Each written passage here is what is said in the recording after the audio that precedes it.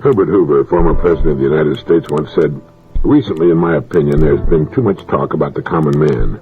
It's been dinned into us that this is the century of the common man. The idea seems to be that the common man has come into his own at last. Thus, we're in danger of developing a cult of the common man, which means a cult of mediocrity. But there is at least one hopeful sign. I've never been able to find out who this common man is. In fact, most people, and especially women, will get mad and fight if you try calling them common. This is hopeful because it shows that most people are holding fast to an essential fact of life. We believe in equal opportunity for all, but we know that this includes the opportunity to rise to leadership, in other words, to be uncommon. Let us remember that the great human advances have not been brought about by mediocre men and women. They were brought about by distinctly uncommon people with vital sparks of leadership. Many of the great leaders were, it is true, of humble origin, but that alone was not their greatness. It's a curious fact that when you get sick, you want an uncommon doctor. If your car breaks down, you want an uncommonly good mechanic. When we get into war, we want very much an uncommon admiral and an uncommon general. I've never met a father and mother who did not want their children to grow up to be uncommon men and women. May it always be so, for the future of the country rests not in mediocrity, but in the constant renewal of leadership in every phase of our national life. It's good, isn't it? You know, the kind, gentle, thoughtful person is the uncommon person. The person who willingly does for others with no thought of what's in it for him is the uncommon person. The person who lets you get your car into a busy traffic lane with a friendly smile and a wave of his hand is the uncommon man. The uncommon person is the person who does not thoughtlessly go along with those by whom he's surrounded. Instead, he thinks, is this right for me? Is this what I really want to do? He never falls into the error of believing that just because his friends and neighbors think and act a certain way, that he must think and act the same way. He knows that, though he may love them, they can be dead wrong, as he knows he can. The uncommon person doesn't confuse differences of opinion with permanent breaks of love or friendship. He may disagree totally with something his son or daughter does. He may throw up his hands in despair from time to time, but he will not let it affect or diminish his love for his children over the long haul. He knows they'll make mistakes just as he has, and that until he's achieved perfection, he should not look for it in others. The uncommon person is a good person to know, and a good person to be. Sinclair Lewis wrote, "That nation is proudest and noblest and most exalted, which has the greatest number of really great human beings." We need more uncommon people. Every person, in establishing the important goals of his life, should ask himself, now, if I establish that as my goal, what will it cost me? Dr. Francis J. Braceland, psychiatrist-in-chief of the country's largest private mental health organization, the Institute of Living in Hartford, Connecticut, stresses that too often goals are established with no thought given to the cost. He says that a considerable proportion of man's illness is a function of his goals, his methods of attaining them, and the conflicts they engender. A man should realize what his actions and goals are costing him. Then, if he chooses, he may even pay for them in pain and disease. Often he'll decide that his values are poor, and that he's been confused, and thence change his direction and his pace. The so-called hard-bitten executive, who has no apparent weaknesses, may be paying for his bravado in some other way, probably physically, or even worse, his wife and children are paying for it. It's a sad thing to see a man make his way to the top and lose his family en route. He can explain to the family that he's really slaving because of them, but they'll often tell him they can do well with fewer material things if they can see more of him. This is particularly important when there are boys in the family. They need a masculine figure to emulate. How should one deal with his family as he climbs his way up the executive ladder? Well, don't put too much stock in trying to make them run like an efficient business organization. Tolstoy had one warning and suggestion. The trouble begins because men sometimes think that you can handle people without love, and you cannot. You can handle things without love. You can carve wood and hammer iron without it, but you cannot deal with people in this fashion. People are like bees. If you handle them roughly, either they will get hurt or you will get hurt. We can be sure that the greatest hope for maintaining equilibrium in the setting of worthwhile goals and in achieving them in the face of any situation rests within ourselves. Persons who are secure with a transcendental system of values and a deep sense of moral duties are possessors of values which no man and no catastrophe can take from them. Under all circumstances, These people will maintain their peace of mind, their position of human dignity, their self-respect, and their sense of beauty.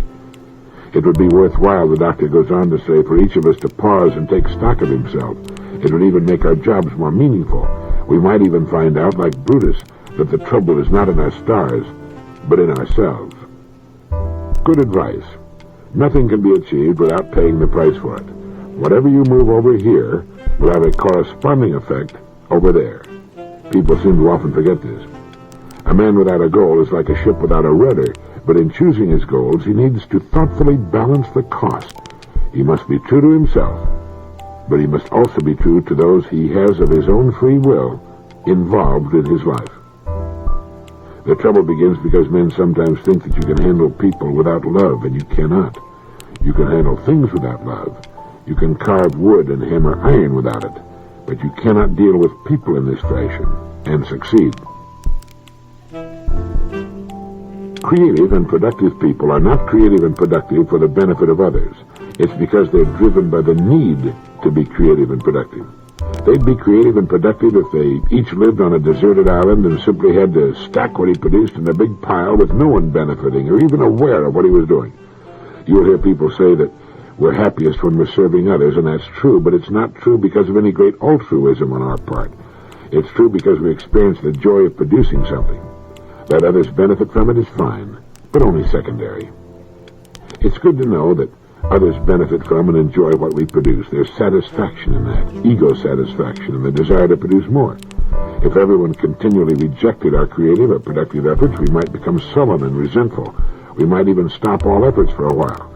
But eventually, we'd begin to produce again in the hope that eventually someone would see the sense of what we're doing. This is the story of the painters who were before their time. Renoir, who was laughed at and rejected not only by the public, but by his own fellow artists. We look at a painting by Renoir today and marvel that anything so fine and beautiful could have ever been an object of scorn. And he painted thousands of paintings. He went right on producing them. When he brought one of his canvases to one of the most eminent Parisian teachers, the expert glanced at the work and said, "You are, I presume, dabbling in paint to amuse yourself." And Renoir replied, "Of course. When it ceases to amuse me, I'll stop painting." Everything he painted delighted him, and he painted everything. Even Manet said to Monet, "Renoir has no talent at all. You who are his friend should tell him kindly to give up painting." A group of artists who were rejected by the establishment of their time formed their own association in self-defense. Do you know who were in that group? They were Degas, Pissarro, Monet, Cézanne, and Renoir. 5 of the greatest artists of all time, all doing what they believed in the face of total rejection. Since we're on the subject of Renoir, in his later life he suffered terribly, from rheumatism, especially in his hands. He lived in constant pain. And when Matisse visited the aging painter, he saw that every stroke was causing renewed pain, and he asked, "Why do you still have to work? Why continue to torture yourself?" And Renoir answered, "The pain passes, but the pleasure, the creation of beauty remains." One day when he was 78 and quite famous and successful, finally he said, "I'm still making progress." And the next day he was dead. This is the mark of a creative, productive person. Still making progress, still learning, still producing as long as he lives, despite pain or problems of all kinds. Not producing for the joy or satisfaction of others, but because he must, because it gives him pleasure and satisfaction. Some time back, there was a very popular play running in New York and Hollywood in which some of the actors appeared in the nude. You probably remember the play. It was called Hair. Groucho Marx was asked if he wanted to see it, and he said he took off his clothes and stood in front of the mirror for 4 minutes and decided not to go. It's the strangest thing about a nude human being. If there were a nude person, adult, in a cage in Times Square, millions would flock to see him. There would be hundreds deep around his cage. Why is that? If it's a naked orangutan or a naked elephant or a naked dugong, people will find it of only passing interest. The zoo is filled with naked creatures and in need of more customers. But let a human being divest himself of his clothes, and the curious and the concupiscent will come from miles around to look. In our big cities there are thousands with telescopes and binoculars scanning windows. You don't find them at the zoo, which is where they ought to be. And there's certainly no mystery to the human form. It's practically identical to that of the great apes. I remember reading a story many years ago about a society on some South Pacific island in which the women covered only their ears. Everyone went about completely naked except for the shells, which young women wore over their ears. And when a young couple married and were alone finally in their hut, it was the new husband's right to remove the shells covering his young wife's ears, which act, as you might imagine, he found tremendously stimulating. If a large black box were placed in public view with a sign on it reading, "Do not look inside," well, you'd soon have a problem with the crowd. The people aren't interested in the naked animals in the zoo simply because they're naked all the time. People want to see what is customarily covered, and that, along with our attitudes towards sex, is what produces voyeurism on the part of millions of otherwise relatively normal human beings.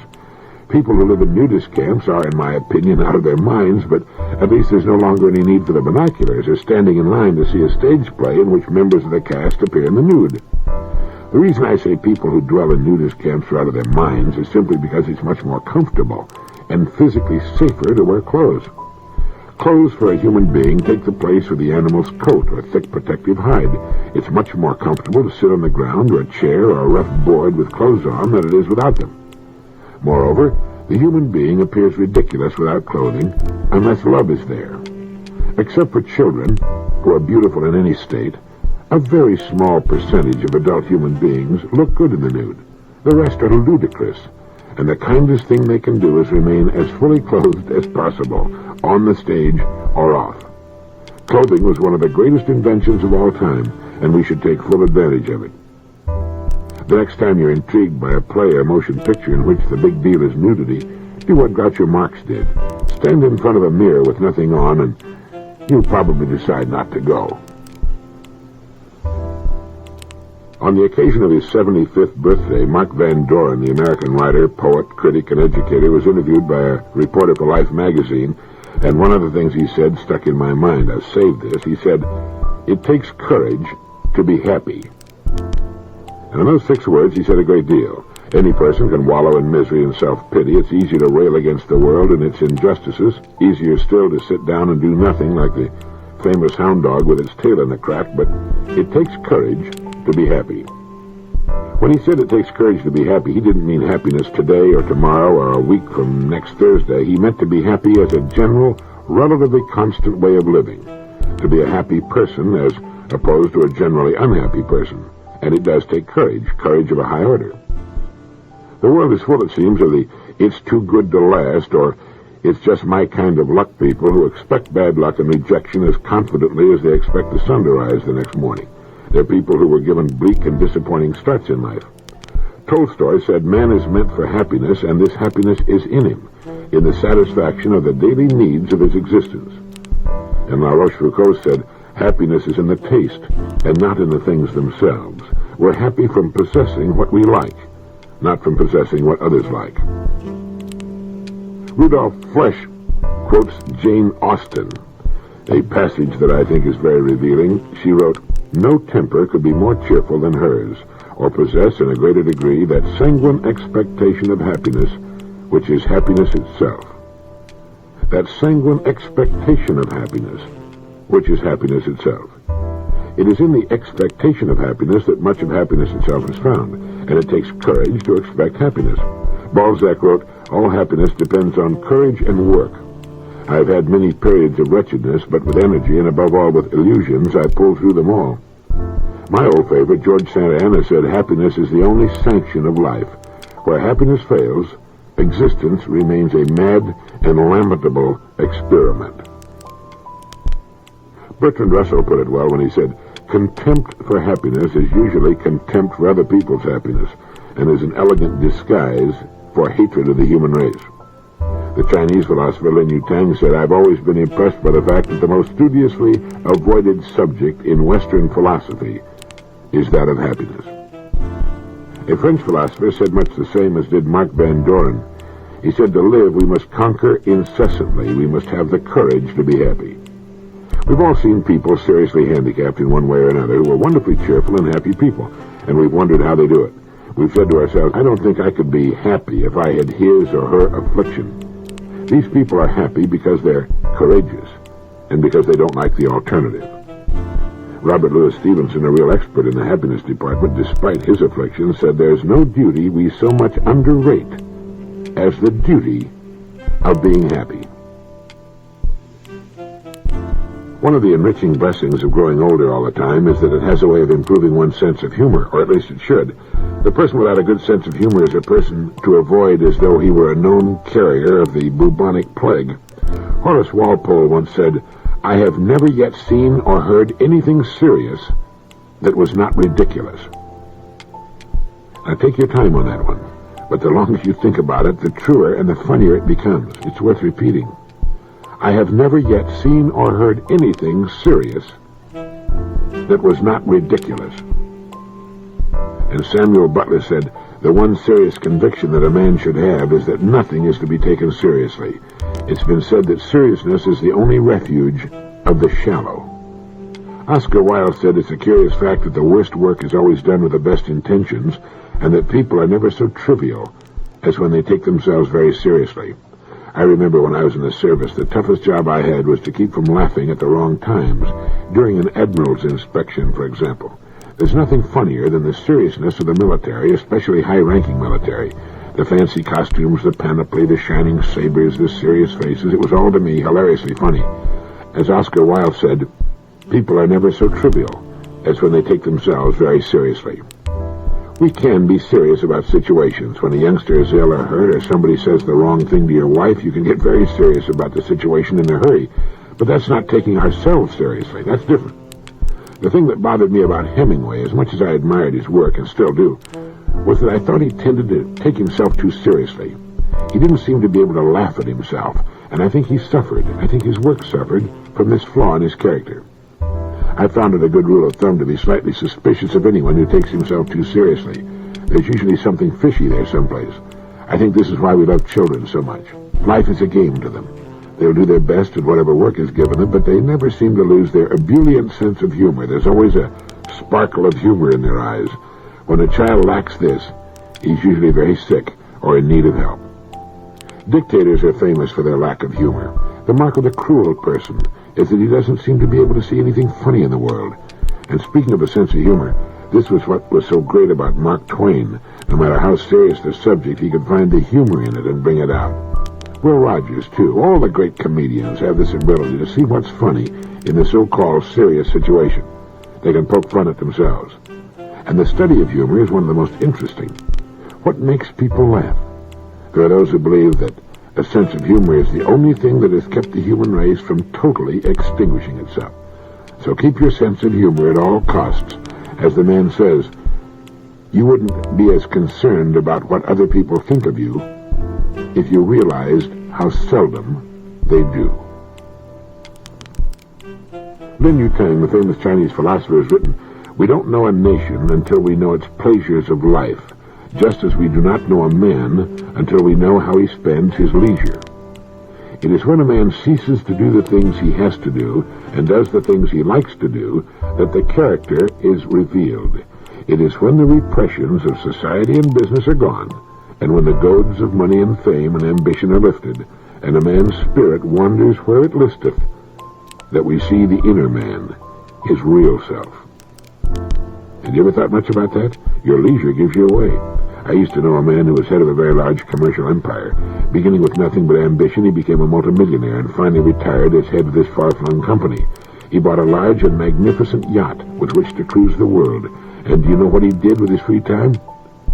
He read salacious paperbacks and got falling down drunk and had to be carried to bed unconscious every night. He's dead now. His leisure gave him away. There was nothing there, just nothing at all. He was a one-idea man. Once he was away from that idea, he was a lost child in the wilderness. He didn't enjoy his yacht or travel. Travel meant nothing to him. He was a pitiful, unhappy cipher, not because he was rich. There are thousands, millions just like him in every walk of life. It was just that his millions, which gave him access to the whole world, were worthless to him and accentuated his nothingness. The thing that's always bothered me is how a human being can live for 30 or 40 or 50 years and find no interest, no charm and excitement in the world. Talk about wearing blinders. I guess it has to do with the way a person looks at life. If it's nothing more to him than getting through one day after another as best he can, well, that's one thing. But if he's searching for meaning, well, that's something else. It doesn't mean he'll find it, but the search, the journey itself, can be filled with interest. When FDR first took office as President of the United States, one of his first acts was to visit the Associate Justice of the Supreme Court, Oliver Wendell Holmes. He was admitted to the old jurist's quarters and found him reading Plato. Justice Holmes was in his 90s. "Why are you reading Plato, Mr. Justice?" the President asked. "To improve my mind, Mr. President," the great judge replied. "To improve my mind." What do you do with your leisure time? It's a good idea to examine carefully this important segment of your life. It exposes the real person, but not the finished person. We can change. We can, like Justice Holmes, still be growing and improving our minds at 92. It doesn't mean we need to read Plato, although it's an excellent idea. But to find fulfillment, meaning, and interest, we need to grow towards something. When we stop growing, like my millionaire friend with the big yacht, we get sick and die. We may stick around a few more years and go through the motions, but for all practical purposes, we really cease to live. We don't know a man until we know how he spends his leisure. It's when a man ceases to do the things he has to do and does the things he likes to do that the character is revealed. It is then we see the inner man, his real self. There's a cute little gal in New York, a public relations executive in her 20s, who has said some interesting things about the so-called youth market. In an editorial in Pace magazine, she wrote, "To me, the youth market just doesn't exist. It's a myth, and I feel myths should be recognized as myths before they infiltrate our thinking. Today, forcefully or passively, we're acting to obliterate historical major myths nurtured here for too long about people, about success, about education, government, sex, lifestyle, personal relationships. Myths impose, they limit. Nothing should ever be imposed except those things that encourage an individual to find out what he or she wants to do and grow toward. A youth market concept limits. A youth market concept is really a nice, neat rationalization for change. It's a nice, neat rationalization for the need for new thinking at all levels. What does exist and is real is an entire population of all ages that's bored and a marketplace that's kind of boring to buy in. But if the pervading youth market concept isn't what necessitates good and imaginative thinking, then what is? Well, I call it, she writes, the avant-garde buyer. A contemporary buyer in a contemporary marketplace. There are no age limits, but a need for quality. An avant-garde buyer is anyone who would enjoy seeing good thinking applied to the marketplace, anyone who wants what's good and imaginative in design, manufacture, function, promotion. Manufacturers, management, advertisers, retailers miss this completely. Their youth-oriented products, promotion and advertising campaigns are usually out of date or not risky enough to appeal. They use methods the avant-garde buyer sees through. Right now there's a plethora of unexciting and look-alike alternatives to choose from, and a lack of exciting, fresh, and imaginative ones. It's not only products that are on the line, but entire company images and policies as well. Avant-garde buyers are literally front-running buyers. Watch them creating needs, obliterating facts and enforcing obsoleteness for the sake of eventually getting what they want. They think things can be made beautifully and to last if they're designed and manufactured well in the first place. They expect those items to be promoted, advertised, and publicized beautifully, simply because the product is valid. If an avant-garde buyer doesn't see what he wants in the marketplace, he'll design and manufacture it himself, not for the sake of ego, but for the sake of getting what he's looking for. And then Patricia Cox writes, I'd rather sew my clothes than buy clothes in any store in Manhattan. They just don't sell what I want, and most of my friends feel this way too. What all this means is the necessity for deep changes in the heads of the people who want dollars and have products to sell to the general market. Forget the myth of the youth market. People who are lured by the so-called youth market run the risk of trying to turn on an entire market that has no artificial age dividers, a contemporary market composed of avant-garde buyers who relish quality. I took my small son and one of his young friends on a 4-day trip to northern Michigan to the cottage of my old friend Bud Irish of Saginaw. Just the two young boys and me to fish and boat on the lake, take long walks, and swim in the crystal clear, clean water on the sandy beach. I'd fix us a big breakfast every morning and provide the sandwiches at midday, and in the evening we'd drive to a nearby village for a big dinner. Most of the time I spent putting worms on tiny hooks and unhooking bluegills and perch and tossing them back into the lake. The boys loved it and gave me time to get away from the city and think. I took along a couple of good books, one of which I'd like to mention now. Beyond the Observatory, by the distinguished emeritus professor of astronomy at Harvard University, Harlow Shapley. Much more than a great scientist, he's a humanitarian and philosopher. In his book, he points out that galaxies, a few decades ago, were hazy patches of light concerning which we had only hazy notions or no thoughtful interpretation at all. Now they're recognized as stupendous accumulations of stars, one of which we conceitedly call our galaxy. Man, the so-called crowning glory of creations, is revealed to be peripheral, off-center, in one galaxy among uncounted millions. The whole world of galaxies, now called the meta-galaxy, is expanding in all directions, doubling in size every few hundred years. In the field of cosmography, there are the newly discovered quasars and other queer objects that seem to be millions of times bigger than the stars and a billion times brighter. There's something mysterious here that transcends the present theories about galaxies and their spaces. A fishing trip is a good time to think about such things. As Harlow Shapley put it, it is indeed a grand time to be alive and asking questions. Now that we're reaching toward the stars with manned flight, we're going to be making some very interesting discoveries. I've often thought at how amazed a visitor from outer space might be by the creatures of our Earth. Imagine trying to describe an elephant in a notebook. You'd take a picture of it and write its dimensions along with a comment that while this is the largest land animal, there are creatures swimming in the seas of Earth whose tongues weigh as much as the elephant, as does that of the great blue whale. The more you think of life, from the smallest submicroscopic creatures such as those that live in the intestines of termites, to the largest, to man himself and his frightening and wonderful brain, and see all life on Earth, and Earth itself in its place in one of billions of galaxies, as you think of this and watch two small boys playing in the water, you're filled with awe. You realize that the Pacific Ocean is not even a glistening drop of moisture in the greater creation, that our Earth is only a speck of dust in the whirling winds of time and space. There are, as Dr. Shapley says in his book, scientific discoveries just ahead that will help to revise our knowledge of space, time, and matter. The discoveries could be mind-reading, stunning. And taking a small boy fishing is a good way to put the world back into perspective. You don't understand any more than you did before, but at least whatever problems you might have had have a way of fading into insignificance.